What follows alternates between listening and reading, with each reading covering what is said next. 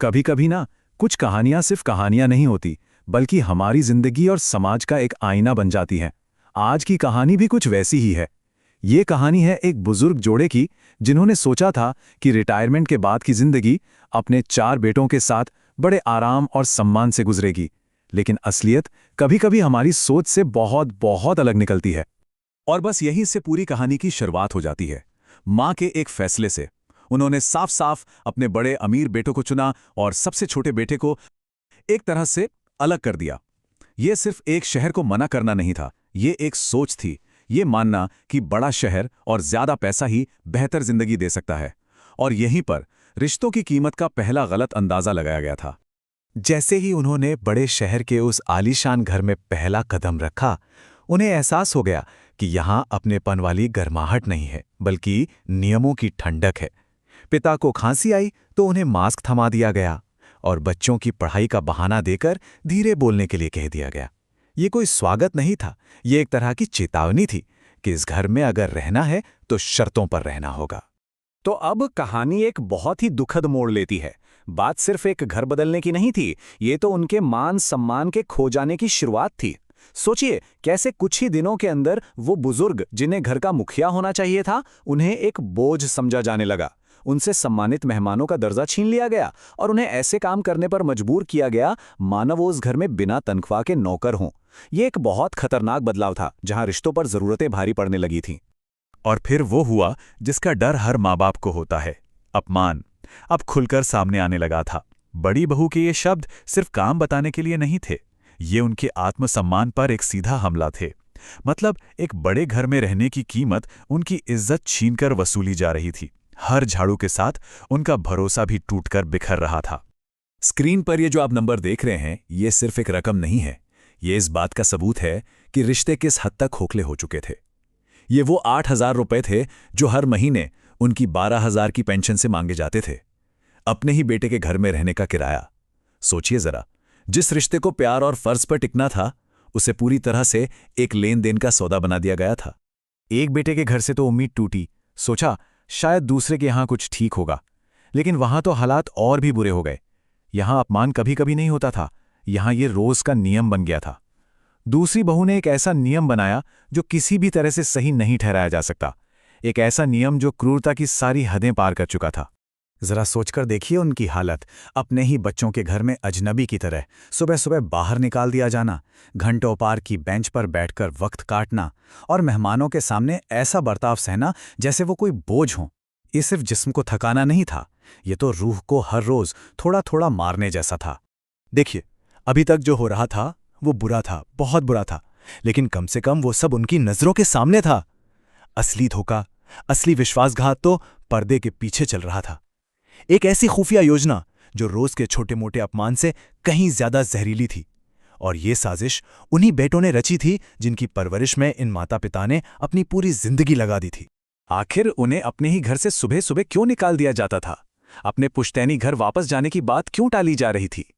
इन सवालों के पीछे एक बहुत ही गंदी घिनौनी सच्चाई छिपी थी। और इसका पता तब चला जब पिता ने गलती से अपने बेटों की फोन पर बात सुन ली। एक ऐसी बातचीत जिसने उनके पैरों तले से जमीन ही खिसका दी। ये शब्द सुनते ही पिता के तो होश ही उड़ गए होंगे। उनके अपने बच्चे, उनका अपना खून, उन्हीं की जिंदगी भर की कमाई उनके एकमात्र घर को उनसे चोरी छिपे बेचने का प्लान बना रहे थे। और वो भी ये सोचकर के उनके बुजुर्ग माता पिता इतने नासमझ हैं कि उन्हें कुछ पता ही नहीं चलेगा। ये लालच की इंतहा थी। वो घर, वो सिर्फ ईंट पत्थर का मकान नहीं था, वो उनकी पहचान था, उनकी यादें थीं, उनका वो आखिरी सहारा था जहां वो दुनिया की हर मुश्किल से लड़कर पनाह ले सकती थे। और अब उनके अपने ही रक्षक भक्षक बन चुके थे। ये विश्वासघात की वो चोट थी जिसका कोई मरहम नहीं होता। जब सारी उम्मीदें खत्म हो जाती है ना, तब कहानी में एक नया मोड़ आता है। मदद वहां से आई जहां से उसकी सबसे कम उम्मीद थी। वो बेटा जिसे मां ने छोटे शहर का कहकर एक तरह से ठुकरा दिया था, वही उनके लिए एकमात्र सहारा बनकर पहुंचा। ये कहानी का वो पल है जो दिखाता है कि असली कीमत रुतबे या शहर की नहीं, बल्कि नीयत की होती है। उसके इन शब्दों में कोई सवाल जवाब नहीं था, कोई शर्त नहीं थी, सिर्फ फिक्र थी और एक बेटे का फर्ज था। उसने अपने भाइयों की तरह कोई हिसाब किताब नहीं किया। उसने सिर्फ अपने माँ बाप का दर्द देखा और उन्हें इस जहन्नम से बाहर निकालने के लिए अपना हाथ आगे बढ़ा दिया। ये स्लाइड ये दो अलग अलग दुनियाओं का फर्क साफ दिखाती है। एक तरफ वो दुनिया थी जहां रिश्ते एक सौदा बन चुके थे, काम, पैसा और अपमान, और दूसरी तरफ ये दुनिया थी जहां रिश्ते प्यार और सम्मान पर टिके थे। गर्म पानी से पैर धोना सुनने में छोटी सी बात लगती है, लेकिन ये उस गहरी इज्जत की निशानी थी जो बड़े बड़े आलीशान घरों में भी उन्हें नसीब नहीं हुई। और ये शब्द किसके थे? उसी माँ के, जो बरेली के इस छोटे से घर में आने को तैयार नहीं थी। आज उसी घर की खुली हवा में उन्हें वो सुकून मिल रहा था जो बड़े शहरों की बंद दीवारों में कहीं खो गया था। ये सिर्फ घर की तारीफ नहीं थी, ये अपनी सोच के बदलने का एक एहसास था। उन्हें समझ आ गया था कि घर दीवारों से नहीं, दिल से बड़ा होता है। जब सच सामने आया तो पिता का दिल टूटा, जरूर टूटा, लेकिन उनकी हिम्मत नहीं टूटी। कभी-कभी सबसे गहरा दर्द ही हमें सबसे बड़ी ताकत देता है। अब वो एक लाचार बाप नहीं थे, बल्कि अपने सम्मान और अपनी विरासत के लिए लड़ने वाले एक इंसान थे। उन्होंने अपने तीनों बड़े बेटों को बुलाया।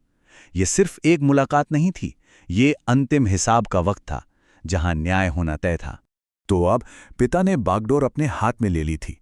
उन्होंने बहुत ही शांत लेकिन मजबूत अंदाज में अपने बेटों की आंखों में आंखें डालकर बात की। उन्होंने उन्हें बताया कि वो उनकी हर साजिश के बारे में जानते हैं। अब बारी उनकी थी, एक ऐसा फैसला सुनाने की जो सब कुछ बदल कर रख देने वाला था। और ये था पिता का आखिरी दांव, एक ऐसा मास्टर स्ट्रोक जिसने अपने लालची बेटों की सारी योजनाओं को एक झटके में खत्म कर दिया। उन्होंने बताया कि उनके बाद वो घर किसी बेटे का नहीं, बल्कि बेसहारा बुजुर्गों का आशियाना बनेगा। उन्होंने अपने घर को अपनी विरासत बना दिया और अपने बेटों को उनके लालच के साथ अकेला छोड़ दिया।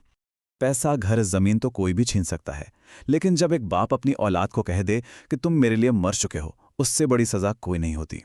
पिता के ये आखिरी शब्द किसी तलवार से कम नहीं थे। उन्होंने अपने तीनों बड़े बेटों से हर रिश्ता तोड़ दिया और उनके विश्वासघात का अंतिम अध्याय यहीं खत्म हो गया। पिता ने अपने सबसे छोटे बेटे के लिए एक शब्द इस्तेमाल किया, खरा बेटा।